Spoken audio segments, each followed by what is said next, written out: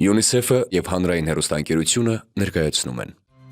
3 տարեկանի ճգնաժամը մեր պարագայում սկսվեց այն օրվանից, երբ աղջիկս հայտարարեց, որ ինքը արդեն մեծ է և ամեն ինչ կարող է ինքնուրույն կատարել, անգամ այն բաները, որոնք որ իր կյանքի համար կարող էին վտանգ ներկայացնել։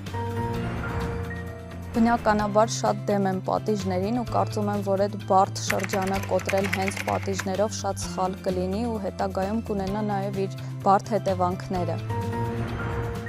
Կա նման բան, ես ինքս էլ բախվել եմ, երբ ավագ սերունդը նշում է, որ միթե մեր երեխաները չեն մեծացել, երբ մենք այդքան մեծ սեր ցույց չենք տվել նրանց, բայց կարծում եմ այո, պետք է շատ ցույց տալ երեխային եւ սիրել առանց վերապահումների։ Ճգնաժամը դա նպաստում է զարգացմանը եւ կախված նրանից, թե մենք ինչպես կանցկացնենք ճգնաժամի փուլը, մեր երեխայի հետագա զարգացումը կունենա այդպիսի արդյունք։ Երեխան մեծանում է, բացահայտում է աշխարհը, ճանաչում է ինքն իրեն, սովորում է նոր հմտություններ, հանդիպում է դժվարությունների։ Այդ ճանապարհը միշտ ուղեկցվում է բնական, բայց հաճախ բարդ փուլերով։ Դրանք կոչվում են տարիքային ճգնաժամեր։ Ճգնաժամը զարգացման փուլ է, երբ երեխան փորձում է հասկանալ ով է ինքը, որտեղ է իր ուժը, որտեղ են սահմանները։ Եվ եթե ծնողները չգիտեն, թե ինչ է կատարվում, նրանք կարող են ընդվզել, պնդել հին կանոնները և նույնիսկ փչացնել հարաբերությունները։ Այսօր խոսելու ենք 1, 3 և 7 տարեկանի ճգնաժամերի մասին։ Հույս ունենք օգնել ձեզ խուսափել տարածված սխալներից։ Միացեք ծնողական ժողովին։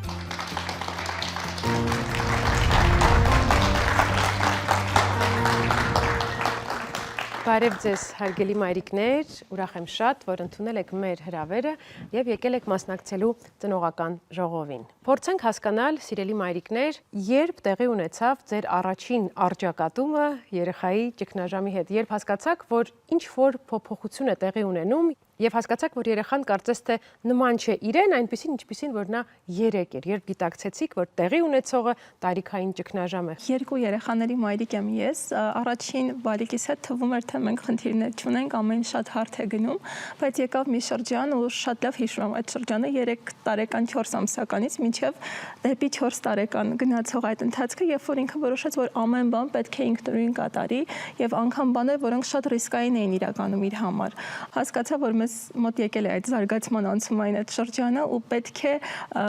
լինել կողքին, տալ ապահովության զգացում, ես քեզ հետ եմ, ես քեզ հասկանում եմ, ես քեզ կօգնեմ, կաջակցեմ, բայց ամենակարևորը ես քեզ չեմ արգելում փորձել, որովհետև ըստ իս թևերը կոտրում ենք այս ճգնաժամային տարիքներում, երբ որ ամեն ինչ արգելում ենք, շատ խիստ ենք մեր մոտեցումը ցուցաբերում, թողեցի ազատ, բայց վերահսկելով, որ հանկարծ իրեն չվնասի։ Առաջին երեխայից ժամանակ ինձ թվացել է ճգնաժամը միֆ է, այդպիսի բան գոյություն չունի, ու երկրորդ երեխայից 3 տարեկանի այն ճգնաժամի ամենաբուրըն ընթացքի մեջ ենք մենք հիմա գտնվում, այս պահին ինձ թվում է 3 տարեկանի ճգնաժամը ամենադժվարն է։ Աջակցությունս եմ ուզում հայտնել բոլոր 3 տարեկանների մամաներին, որովհետև իրականում առաջին հերթին ինձ թվում է ծնողի համար հոգեբանորեն շատ դժվար շրջան է։ Ասմիկ, հաճախ ծնողները մոլորության մեջ են հայտնվում, երեխայի վարքագծում փոփոխություն են նկատում և դա համարում են խնդիր։ Գիտակցումը, որ դա ճգնաժամ է, ճգնաժամի դրսևորում երբեմն ավելի ուշ է գալիս, չէ՞։ Նման երևույթ նկատում եք ինքներդ ձեր վարքագծում։ Մի օր տղաս, երբ եղբորն ասեց հագնվի, գնում ենք դուրս, ասեց մամային հարցնեմ փոքրս նոր, մեծս ասեց ես ասում եմ գնանք, էլ ինչի մամային հարցնես, ես այդտեղ հասկացա, որ այ կարծես թե ճգնաժամային դրսևորում ասա եւ եթե չիմանայի, որ ճգնաժամը դրսևորվում է այսպես ըմբոստությամբ, ես կարող եմ, ես ինքնուրույն եմ, ես մեծ եմ, գուցե եւ բարկանայի նրա վրա, թե ինչու ինձանից թույլտվություն չես հարցնում կամ առնվազն չես զգուշացնում, բայց դրա ինֆորմացիան, այսքան տեղեկությունը փրկեց իրավիճակը, խոսելով իրավիճակը կարգավորել։ Կուզեմ խոսենք նաև մեր վերաբերմունքի եւ մեր դրսևորումների մասին, ինչպիսին պետք է լինի մեր արձագանքը եւ որոնք են եղել ձեր հաջողված մոտեցումները։ Ամենահաջողված մոտեցումներից մեկը նա էր, որ փորձեցի լսել իրենց կարծիքը, այսպես ասած, լինել երեխայի դերում, իր ապրումները զգալ, կարծիքը հաշվի առնել այստեղ արդեն եւ ինչու ոչ մի պահ ետ գնալ, ես այդ տարիքում ինչպես կմտածեի կամ ինձ ինչպես կպահեի ու ինչ կցանկանայի ես լսել իմ ծնողից եւ դա օգնեց բավականին, որ կարողանանք սահուն իրավիճակը անցնել։ Ճգնաժամային իրավիճակները մինիմալի հասցնելու համար մշտապես նախապես նախապատրաստում եմ երեխային։ Անում ենք հիմա այս գործողությունը, սրան հաջորդելու է սա։ Խաղում ես հիմա, խաղա։ Անցնում է մի որոշ ժամանակ, ես հիշեցնում եմ, գիտես, չեն, մենք սրանից հետո անելու ենք սա, ակետից տեղափոխվելու ենք բեկետ։ Մի քանի անգամ գնում գալիս եմ, անընդհատ հիշեցնում ենք, որ մենք այստեղից փոխվելու ենք, հեսա չլացես, չջղայնանաս, չկռվես խաղալիքների հետ, չգիտեմ, չխփես, ոչ մի բան չանես։ Հանգիստ անցում ենք կատարում մյուս գործողության ու դա ինձ շատ է օգնում ու առօրյայի բոլոր հարցերում, հա, պետք է գնանք լոգանք ընդունելու նախապես ես զգուշացնում եմ, որ խաղը վերջացնելու ենք, գնում ենք այսինչ գործողությունը կատարելու։ Դրան հաջորդում է սա։ Սա երեխային ըստ երևույթի մասնագետը ավելի ճիշտ կասի, նախապատրաստում է, ուղեղը արդեն ընկալում է, պատրաստվում է ակետից բեկետին տեղափոխվելու ու բուրըն արձագանք չի առաջացնում երեխայի մոտ։ Այ հասարակության մեջ ես նկատել եմ, որ տարածված կարծիք կա, որ եթե ըմբոստանում է, եթե եսն է փորձում ցուցադրել, ճնշենք, սակայն առնվազն ճգնաժամային փուլերում դա հետագայում բերելու է նրան, որ երեխան չի ունենալու իր կարծիքը, երեխան ինքնուրույնություն է կորցնելու եւ ես իմ ծնողավարության մեջ առնվազն կիրառում եմ այդ մոտեցումը։ Իսկ ճգնաժամային փուլերում հատկապես մեզ օգնում է գրկախառնությունները, երբ ինչ-որ բան չի ուզում անել, չի լսում,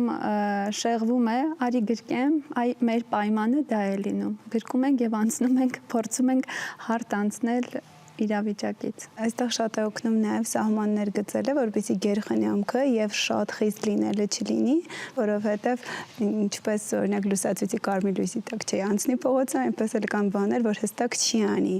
ու դա էլ չի քննարկվում ու չի առաջանում ոչ մի կոնֆլիկտ։ Ինչպես էինք ապրում, երբ չգիտեինք տարիքային ճգնաժամերի մասին։ Ժամանակակից ծնողների նրբանկատությունն ու հետևողականությունը հաճախ են բախվում ավագ սերնդի թերահավատությանը։ Բայց արդյոք միայն նրանք են տարակուսանքով վերաբերում տարիքային ճգնաժամերին, համարելով դրանք ականջից ձգած խնդիրներ։ Հիմա կպարզենք։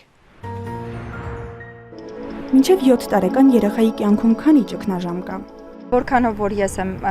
ճիշտ հիշում, 3 ճգնաժամեր կան, կարծեմ առաջինը մինչև 1 տարեկանի ճգնաժամն է, հետո 3 տարեկանում ամենասուր ճգնաժամն է եւ 6-ից 7 տարեկանն ընկած ժամանակահատվածում է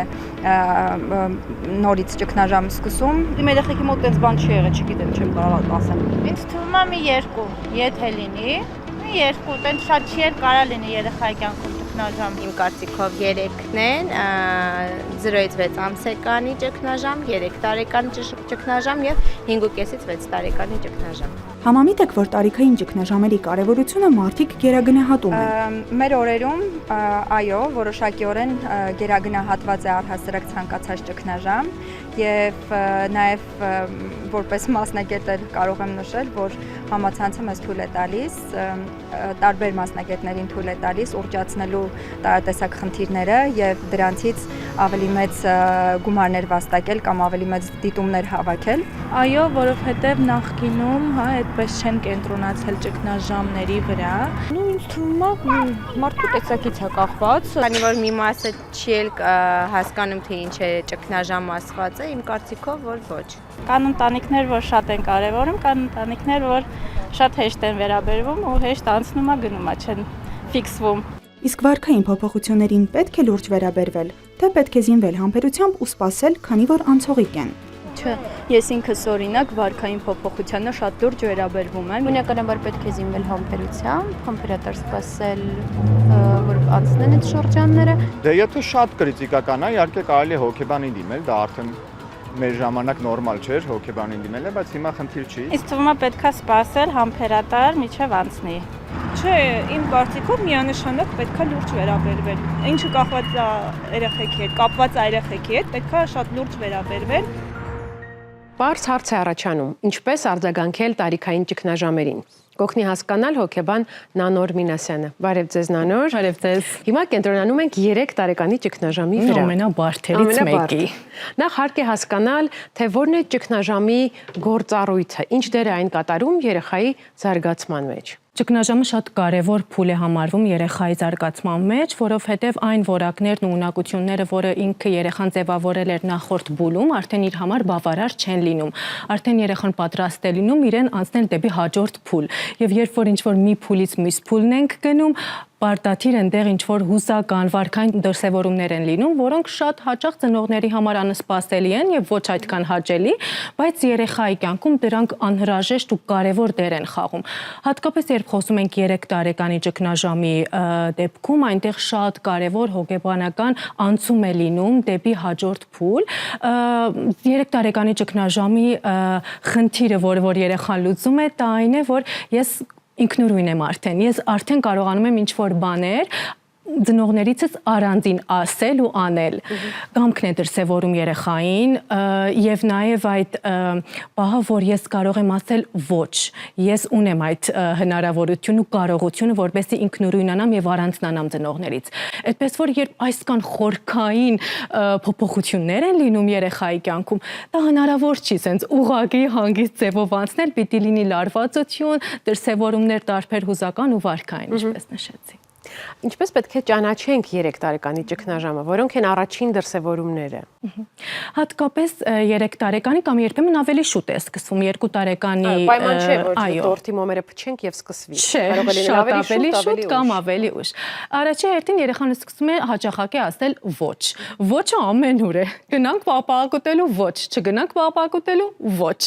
Երբ սկսում է ինքնուրույնանալ, երբ ուզում է ամեն ինչ ասել, որ ես եմ անում, դուք չեք ասում, ես պիտի ասեմ, ես պիտի անեմ, ես եմ ուզում իմ կոճակը կոճկեմ, ես եմ ուզում ինքս լվացվեմ, դուք ինձ չօգնեք։ Երբ այնտեղ լինում են հաճախակի հուզական պոռթկումներ, հասարակ լեզվով ասված հիստերիաները, դրանք հուզական պոռթկումները շատ են լինում, որովհետև երբ այդ փոքրիկ պահերը կուտակվում են ու 3 տարեկան երեխան չունի այդ հմտությունները, որ կառավարի այս հիասթափության մեծ քանակը, սկսում են հաճախակի հուզական պոռթկումները։ Երբ երեխան ասում է, որ ես իմ ուզածով պիտի լինի, երբ մի առաջարկ է տալիս ու ասում է, որ չէ, այս ձև եմ ուզում որ լինի, ոչ թե ի հակառակ ինչներ առաջարկում ծնողը, այլ հենց հիմա ես ուզում եմ գնանք խաղահրապարակ, ու այսինչ խաղահրապարակն եմ ուզում։ Ու այնտեղ իսկապես ծնողի համար կարող է բարդ իրավիճակ ստեղծի, թե ոնց գործ ունենամ այս ամբողջի հետ։ Այդպես որ հենց ծնողը ինքն էլ մեծ դեր է խաղում, ինքն էլ ոնց որ իր համար ինչ որ չափով ճգնաժամային է, հենց այս երեխայի կողքը լինելով այս փուլը անցկացնելու պահով։ Հիմա նաև ծնողի վերաբերմունքի եւ ծնողի հակազդումների մասին խոսենք։ Անտեսել չենք կարող ինչ որ իրավիճակներում նաև միշտ ամեն վարքյան հիշել, գիտակցել, մեր մտքում պահել, որ երեխան ճգնաժամով է անցնում։ Այսինքն մենք էլ երբեմն կարող ենք վերահսկողությունից դուրս գալ։ Որն է ճիշտ մոտեցումը, ճիշտ հակազդումը ծնողի։ Երկու պահերն էլ կարևոր է, որպես ծնողի մտքում լինել։ Մեկը, որ տանք երեխային այդ հնարավորությունը, որ ինքնուրույնությունը ձեռք բերի, շատ հարցերում ինքը որոշի, հատկապես իրեն վերաբերվող խնդիրները, որպեսզի այդ ոչ ասելու պահերը իսկապես ունենա, բայց միևնույն ժամանակ դա չտանի դրան, որ ես անում եմ ամեն ինչ երեխայիս համար, որպես ինքը չնեղվի, որովհետև եթե ուզենանք մեր միտումը լինի, որ փրկեմ երեխային հուզական պոռթկումներից ու նեղվելուց, դա իրեն չի պատրաստի դեպի իրական կյանք, որտեղ որ կան տարբեր հիասթափություններ, վախեր, բարկություն եւ այդ ժամանակ երեխան չի իմանալու, թե այդ հույզերի հետ ոնց գործ ունենա, որովհետև ինքը գիտի ես այս ուզում եմ, այսը ստանում եմ։ Մյուս կողմից հենց ճգնաժամային փուլերում կարևոր է որ ծնողի միտումը լինի այդ հասկանալու միտումը, որ այո, իսկապես դժվար է հենց երեխայիս համար, միևնույն ժամանակ եւ սահմաններ եմ պահում որոշ հարցերում եւ ասում եմ, ընտրում եմ այդ բախումները, արդյոք արժի հիմա այս բաժակի համար այդ բախումը կամ այդ դիմադրությունը տանել, թե սա կարող եմ ինչ-որ դեպքերում ասել այո, թողեմ այդ ոչերը այն իսկապես կարևոր իրադարձությունների ժամանակ, երբ իսկապես ուզում եմ ոչ ասեմ ու այդ ոչի վրա բահբանել այդ ոչը։ Առաջարկում եմ քննարկումը շարունակել ծնողների հետ, խնդրում եմ համեցեք։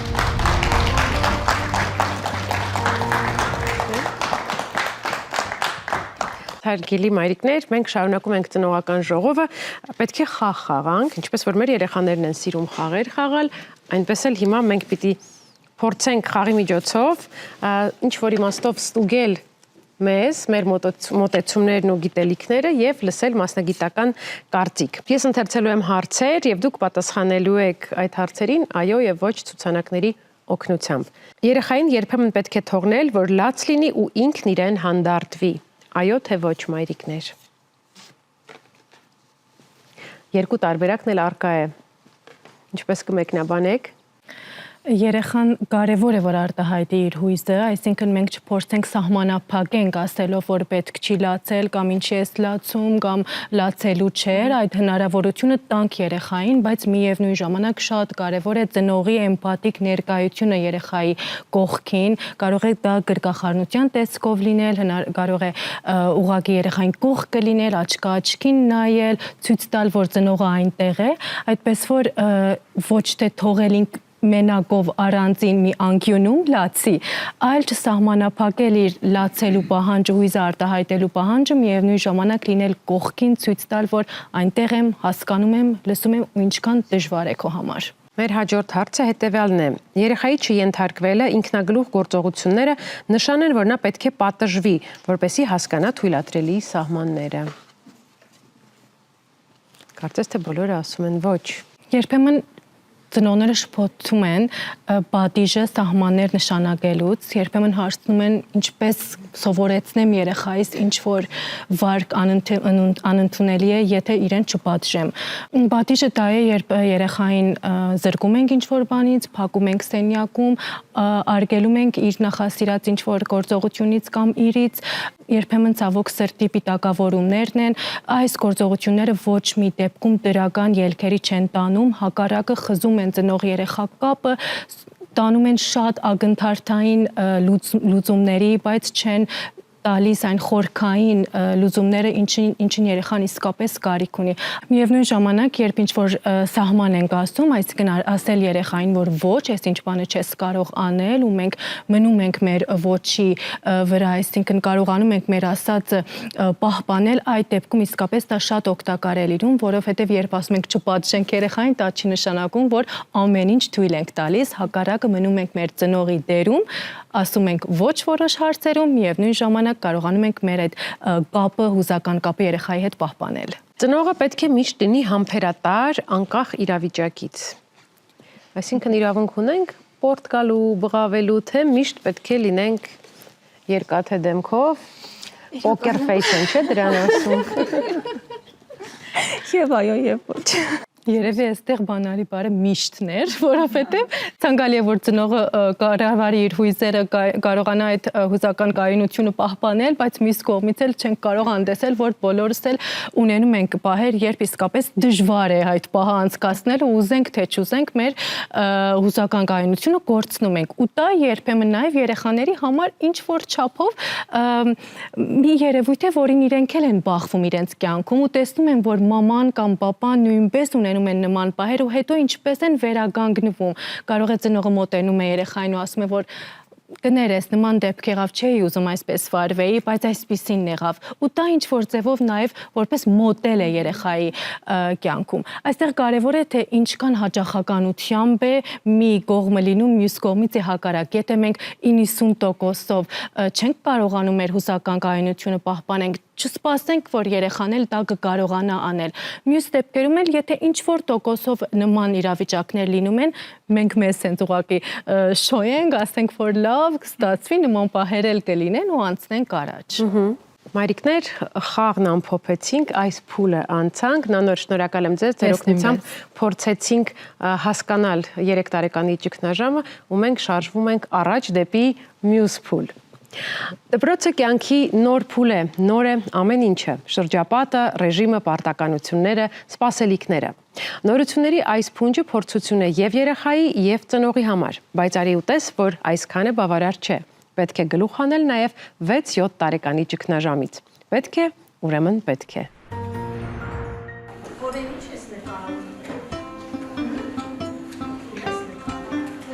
Մինչև դպրոց գնալը երեխայի կյանքի զգալի մաս են կազմում խաղերը, իսկ հետո խաղային գործունեության տեղն աստիճանաբար զբաղեցնում է ուսումը։ Հենց այդ կետում էլ երեխայի վարքում եւ մտածողության մեջ տեղի են ունենում տեսանելի փոփոխություններ։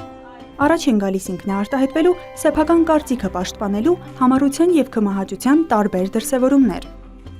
Այս փուլը հոգեբաններն անվանում են 6-ից 7 տարեկանի կամ անմիջականության ճգնաժամ։ Երեխան հարմարվում է սոցիալական նոր կարգավիճակի, աշակերտի դերին, սկսում է կառուցել հարաբերություններ ուսուցիչների եւ դասընկերների հետ, ունենում է նոր պահանջներ եւ պարտականություններ։ Էրիկ Էրիքսոնը առանձնացնում է այս առումով երկու ասպեկտ, երբ որ երեխան հաջողում է այս տարիքում, ճգնաժամը հաղթահարում է ես կարող եմ զգացողությամբ, որ ինքը կարող է, որ ինքը ձեռք բերեց եւ սկսում է սիրել սովորելը, սիրել ճանաչել աշխարհը։ Իսկ եթե չի հաջողում, նա ունենում է թերարժեքության զգացում, որ ինքը չի կարող։ Այս փուլը կարևոր է նաև նրանով, որ երեխաների մոտ ինչ-որ ասպեկտով ձևավորվում է ինքնագնահատական, այդ ով եմ ես, ինչպիսին եմ ես, գնահատականը ինքը ստանում է հասակակիցներից, ուսուցչից եւ ընտանիքից, կապված իր հիմնական գործունեության,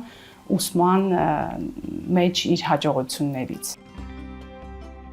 Ճգնաժամային դրսևորումները կարող են լինել շատ անհատական ու տարբեր, ընկճվածությունից մինչև ագրեսիվություն, կամակորությունից մինչև պարփակվածություն։ Ընդհանուր է այն, որ նրանք փոխվում են եւ ծնողի աչքերում երևում սովորականից տարբեր։ Այս փոփոխությունները նկատելը կարևոր է, սակայն պետք չէ խուճապի մատնվել։ Փոխարենը պետք է զգոն լինել եւ ճիշտ արձագանքել դրանց։ Մենք հենց հիմա այդ փուլում ենք գտնվում, իմ աղջիկը 7 տարեկան է եւ փորձում ենք իր բոլոր կարիքները եւ պահանջները հաշվի առնել եւ առհասարակ ես եւ հայրիկը մշտապես եթե կանոններ ենք սահմանում, չեն լինում կանոնները հենց այնպես ուղղակի արգելքներ, այլ երեխայի հետ խոսում ենք, բացատրում ենք, թե ինչի համար է դա արգելվում, ենթադրենք եթե երեխան պիտի քնի ժամը 10-ին, մենք իրեն բացատրում ենք, որ քնում ենք 10-ին, որպեսզի առավոտյան կարողանանք արթնանալ նորմալ ժամանակին, կամ եթե երեկոյան չենք ուտում քաղցրը, բացատրում ենք երեխային չենք ուտում, որպեսզի ավելորդ քաշի խնդիր չունենանք։ Կարևոր եմ համարում, որպեսզի ընտանիքի բոլոր անդամները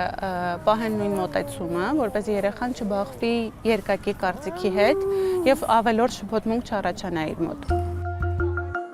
Շատ հաճախ ծնողների պահանջները չեն համապատասխանում երեխայի հնարավորություններին, ու սկսվում է շատերին ծանոթ նույն պատմությունը։ Երեխան շարժվում է դանդաղ, չի հիշում ինչ պետք է տանել դպրոց կամ ինչ է հանձնարարվել, ու մեծահասակները սկսում են ամեն բան անել նրա փոխարեն։ Պետք է ընդունել, որ այդպիսի մարտավարությունը լավ տեղ չի տանելու եւ վերանայել մոտեցումը։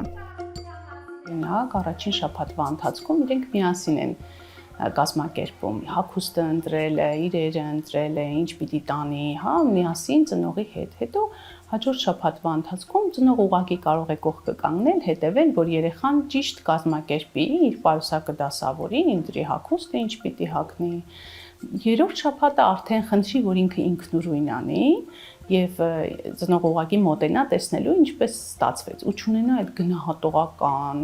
անընդհատ գնահատականներ տալու դերը, այլև եթե ինչ-որ մի բան ստացվում է, ոգևորել երեխային, եթե չէ, փորձել առաջարկել օգնություն։ Ճգնաժամային փուլում պատիժներ սահմանելը ոչ միայն արդյունավետ չէ, այլև կարող է ունենալ հակառակ ազդեցություն։ Երեխան կարող է հակադրվել ավելի ու ավելի շատ։ Հատկապես, եթե պատիժն օգտագործվում է տնային առաջադրանքները կատարելու համար կամ դրանց պատճառով, մեծ է հավանականությունը, որ երեխան կկորցնի սովորելու նկատմամբ հետաքրքրությունը։ Պատժի փոխարեն անհրաժեշտ է կենտրոնանալ խրախուսման մեթոդների վրա։ Դրանք կարելի է սահմանել հենց երեխայի հետ։ Երբեմն լինում է, երբ որ ծնողներն իրենց վախերն ու տագնապներն են տեղափոխում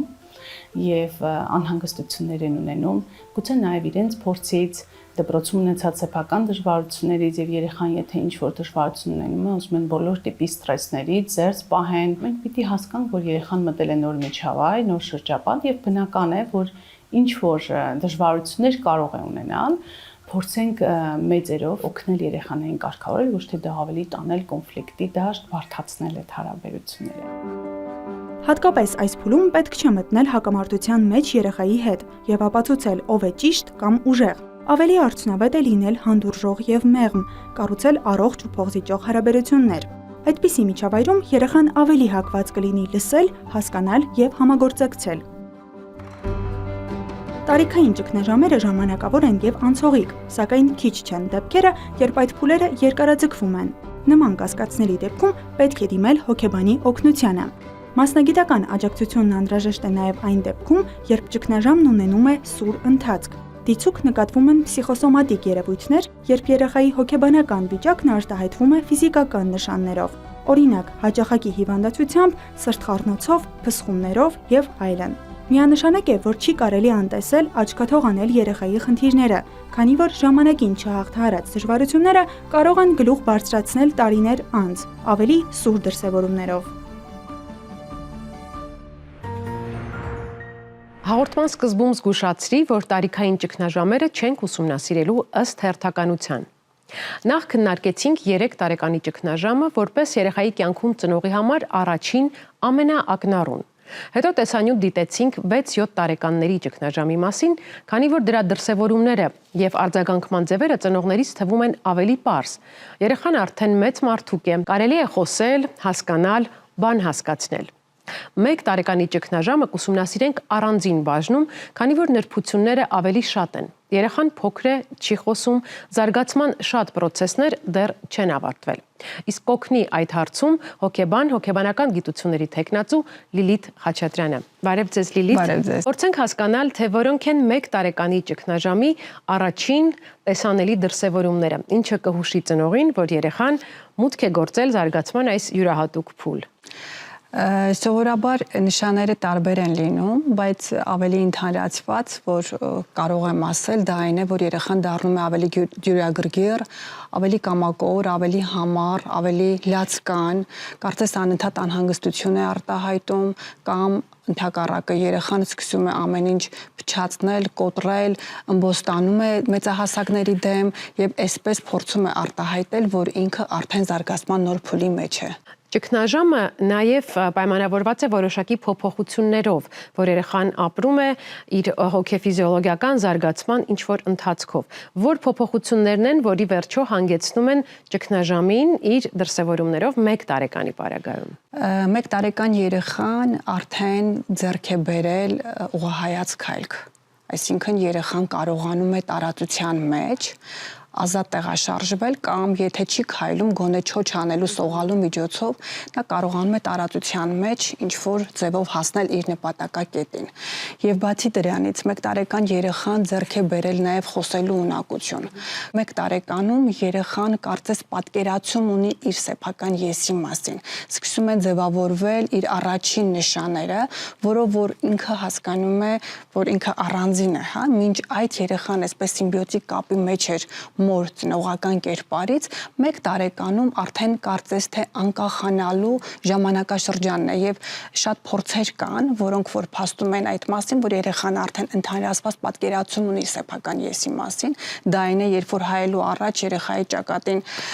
քսում են որևէ գունաններ եւ երեխան մատը տանում է սեփական ճակատից է ուզում բացել եւ ոչ թե հայելու արտացոլանքից, այո, սա նշանակում է, որ երեխան ունի սեփական եսի մասին պատկերացումներ եւ այս ամենը այո երեխային, այսինքն որակապես փոփոխության են տարել, որոշակի նորագոյացումների համակարգ է երեխան ձեռք բերել, որով որ երեխան արդեն ասում է, որ ես եմ։ Թողեք ես ինքնուրույնաբար կարող եմ անել որոշակի բաներ, այսինքն կմոտենամ խաղալիքին, կբացեմ դարակը։ Սրանք այն բաներն են, որոնք որ ճգնաժամի հիմքում են ընկած։ Ճգնաժամը բերում է իր հետ վարքի փոփոխություններ եւ այն երեխան, որին մենք շատ լավ ճանաչում էինք 3, այսօր իր դրսևորումներում կարող է շատ տարբեր լինել։ Եթե ծնողը անփորձ է, եթե ծնողը չունի համապատասխան պատրաստվածություն, բնական է, որ իր հակազդումների մեջ հաճախակի կլինեն սխալները։ Որոնք են այն սխալները, որ դուք նկատում եք, որ ծնողները թույլ են տալիս հատկապես 1 տարեկանի ճգնաժամը անցնող երեխայի հետ։ Մենք պետք է կարողանանք, այո, ընկալել, որ երեխան կարող է ցանկանալ ինքնուրույնաբար դա անել, թեկուզ թափելով, թեկուզ կեղտոտելով, թեկուզ չստացվելով, բայց ծնողները ինչի են շտապում։ Շտապում են մաքուր պահել շուրջը, շտապում են անել այնպիսի բաներ, որտեղ որ երեխայի ինքնուրույնությունը արգելափակվում է, այսինքն երեխան ուզում է գնալ ու բացել դարակը ուսումնասիրել, ծնողը միանգամից փակում է եւ ասում է չի կարելի։ Փոխարենը կանգնել երեխայի կողքին եւ երեխայի հետ համընթաց ուսումնասիրել դարակում, իհարկե խոսքս նրա մասն է, որ անվնաս առարկաների ուսումնասիրում տեղի ունենա եւ երեխային այսպես ուղղորդումներով երեխայի կողքին լինելով կարողանան ցուցադրել այն ինչը որ հետաքրքրում է երեխային եւ երեխայի համար ստեղծել նույն տան մեջ անվտանգ գոտիներ, որտեղ որ երեխան ամբողջությամբ իր սեփական եսը կարող է արտահայտել, տարբեր խաղալիքներ փորձարկելով, ինչու ոչ թեկուզ շպրտելով, գլորելով, ինչ որ միտեղ թափրտելով, որպեսզի երեխան կարողանա այս իր ձեռք բերած նոր որակները, նորագոյացումները կարողանա գործի դնել եւ հասկանա իր ինքնուրույնությունը։ Այն սխալներն են, որոնք որ ծնողը կարող է ասել չի կարելի։ չենք անում եւ վերջ։ Ես ասում եմ դու պետք է սա կատարես։ Ինձ այդպես է նպատակահարմար, որովհետեւ ես այդքան էլ նյարդեր չունեմ, ես չեմ կարող համբերել եւ ես նորից թափվածը չեմ կարող հավաքել։ 1 տարեկանը հասկանում է այդ պատճառաբանությունը։ Իհարկե ոչ, երբեմն սա կարող է ծնողը բարձրաձայն չասել, բայց ինքը իր հետ, այո, զրույց ունենալ եւ այդ դիրքորոշմամբ երեխային մոտենալ։ Սրանք բոլորը սխալներ են, որոնք որ կիրառում են ծնողները։ Այս տարիքի ամենակարևորագույն մոտեցումներից է լինել երեխայի կողքին, լսել, խոսել երեխայի հետ, երեխայի փոխարեն ոչ թե անել ինչ-որ մի բան արգելելով երեխային, որ վտանգավոր է սա, եթե դու անես, ապա այլ երեխային դառնալ օգնական, բացատրել խոսքով, որ այո, եթե սա արվի, սա այսպես կլինի, արի փորձենք սա,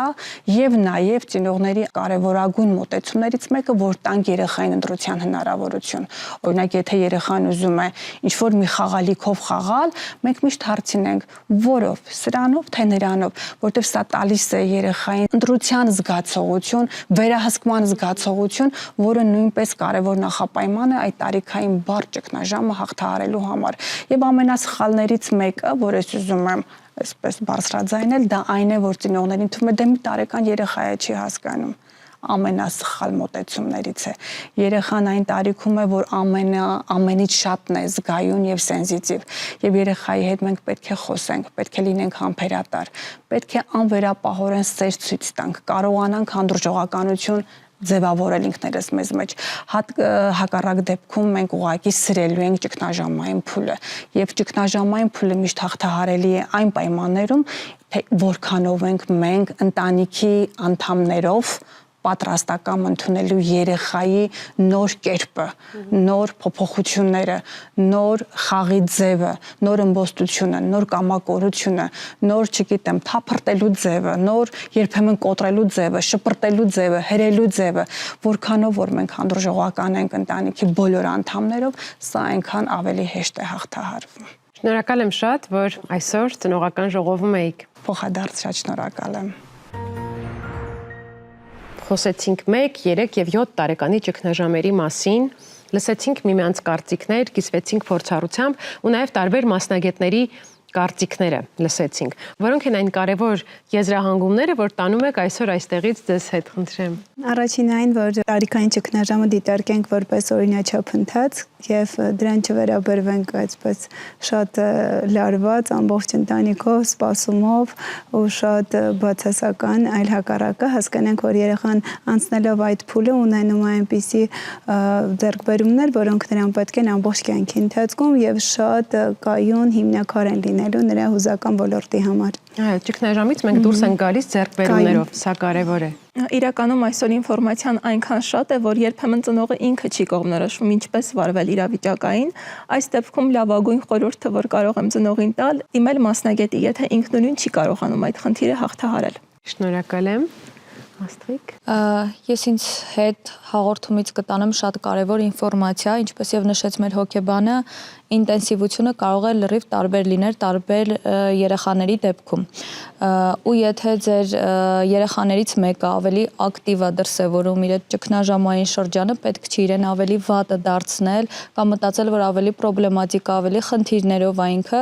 երեխաներին ընդունենք իրենց բոլոր դրսևորումներով, թե իրենց ակտիվ դրսևորումներով եւ թե ավելի пассив դրսևորումներով։ Իբրև ծնող լինել հետազոտող եւ ոչ թե քննադատող, հետազոտել եւ մեզ զինել գիտելիքով ծնողի կարևորագույն զենքը կամ ընկերը իր կարող է լինել իր գիտելիքը։ Իհարկե շատ կարևոր է չխճճվել տեսություններում, մեթոդների մեջ, գիտելիքին միացնել մայրական կամ ծնողավարման բնազդը եւ շարժվել առաջ։ Ճգնաժամը բարդ փուլ է յուրաքանչյուր երեխայի համար, բայց եթե երեխան այդ ճանապարհն անցնում է հասկացող ծնողի հետ, սովորում է վստահել, հարցեր տալ, սխալվել, ընդունվել, ուղղվել։ Իսկ ինչ պետք է մենք հասկանանք։ Ճգնաժամը նորմալ է, չենք խուսափում, սովորում ենք լսել։ Երեխայի վարքը հաղորդագրություն է, չենք լռեցնում, փորձում ենք հասկանալ։ Ամենաթողությունը դաստիարակության ձև չէ, չենք վախենում դնել սահմաններ, քանի որ ադեկվատ սահմանները ձևավորում են ապահովության զգացում։ Նորմալ է ինչ-որ բան չիմանալը, սովորում ենք սովորել։ Անհնար է միշտ լինել հավասարակշռված։ Սովորում ենք նախ մեծ հանգստացնել, հետո փնտրել լուծումներ։ Սիրելի հյուրեր, շնորհակալ եմ շատ, որ այսօր եկաք ծնողական ժողովի քննարկելու այս կարևոր թեման։ Սիրելի հեռուստադիտողներ, իսկ մենք կհանդիպենք հաջորդ ծնողական ժողովում մեկ շաբաթից։